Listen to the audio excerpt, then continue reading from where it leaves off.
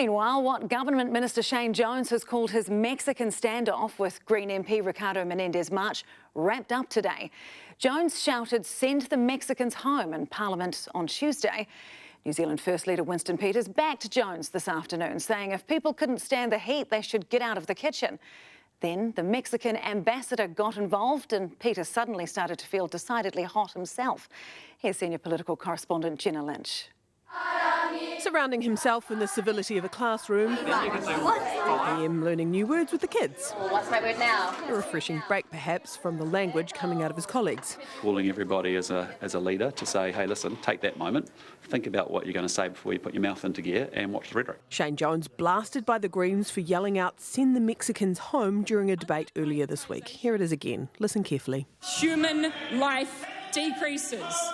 But if anyone has ears pricked for an apology, they won't find it here. Shane Jones doubled down. That'll teach the amigo a lesson. You treat New Zealand first with respect. Tripled down. Ricardo needs to accept when he steps into the boxing ring with New Zealand's Nationalist Party, Winston and the Matua, don't be a sookie baby and run away crying. Quadrupled down. I do believe that he personally represents alien thinking. He is a communist. He supports terrorism, turning up with a terrorist tea towel every day, and he's not going to get away with it any longer from New Zealand First. Shane Jones says a lot of things. I'm not interested in this petty bickering. The key thing here is that we have a Prime Minister that is completely silent when it comes to holding his own ministers to account. Jones's leader, Winston Peters, who took his own jabs at migrant MPs and the Greens, was equally unapologetic. None of that person is actually preaching to you about how the world should be going globalist according to his standards. I'm a nationalist. I belong in this country. And I expect everybody here to guard him in the background. Until Peters, the Minister of Foreign Affairs, got wind of disquiet in the diplomatic corps. The Embassy of Mexico told 3 News it's following up on the matter through diplomatic channels. Have you had any briefing from MFAT officials that they are concerned? About an hour later, a statement from a spokesperson for the Deputy Prime Minister saying the Deputy Prime Minister has been made aware of concerns raised by the Mexican ambassador with MFAT. He looks forward to seeing the ambassador at Waitangi next week to discuss the matter. It said Peters was a huge champion of the Mexico-New Zealand relationship, that he feels nothing but friendship for the Mexican people, and the back down.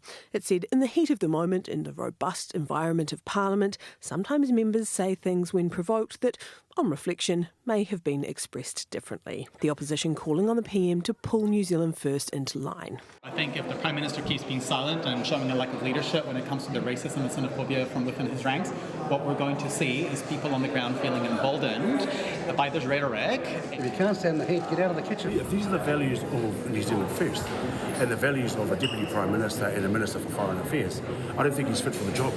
I don't think he's fit for both of those jobs. Oh, Rowdy Waititi.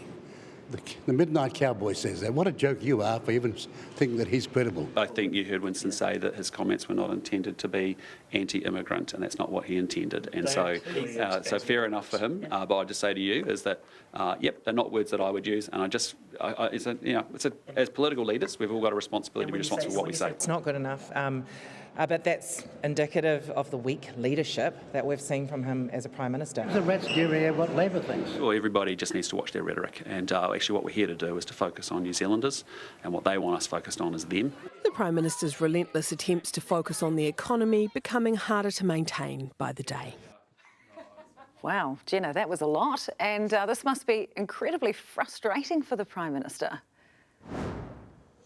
Yeah, a few gritted teeth moments from the Prime Minister during his stand-up today. I can't imagine that the words alien thinking, I'm a nationalist, I belong here, or tea-towel terrorism were on the list of talking points sent out by the Prime Minister's office this week. It is becoming clear that New Zealand First has spent the summer gearing up for a full-blown culture war with the Greens to stir up their base. Now, they're not just going to fight that on the immigration front, they're going to fight it on the environmental front as well. Shane Jones is set to give a major mining speech on the Coromandel tomorrow, where he is expected to throw climate action on the coal-fired furnace of regional economic development. And for anyone thinking that Christopher Luxon might be able to get back to business next week, re-seize the agenda, get back to that economic growth story he's been trying to tell, it is bad timing. Waitangi Day falls next week, which means his other coalition partner, David Seymour, And his treaty principles bill will likely be hogging a lot of the limelight.